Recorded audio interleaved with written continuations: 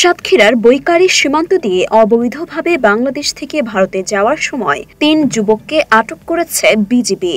মঙ্গলবার মধ্যরাতে কালিয়ানী সীমান্ত এলাকা থেকে তাদের আটক করা হয়। ভারতে চাকরির উদ্দেশ্যে সীমান্ত পাড়ি দিতে চেয়েছিলেন ৩ যুবক, আর তাদেরকে সাহায্য করছিলেন ভারতীয় পাচারকারী সুধা বসাক। কিন্তু হলো না শেষ রক্ষা। বৈকারী সীমান্তে ধরা পড়তে হলো বিজিবির হাতে। আটককৃতরা হলেন উৎসব নারায়ণ বাহার, শুভ বাহার ও উত্তম মণ্ডল। আটককৃতদের ব্যাগ তল্লাশি করে একটি ল্যাপটপ ও 4টি মোবাইল ফোন উদ্ধার হয়েছে। এদের মধ্যে উৎসব নারায়ণের শ্বশুরবাড়ি ভারতের 24 পরগনায়।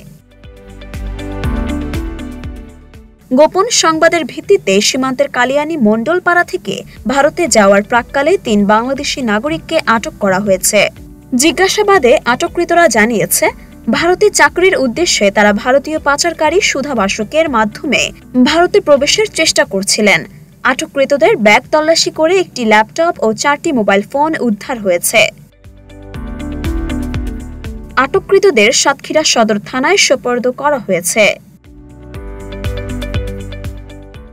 মরিয়ম মিম, ঢাকা পোস্ট।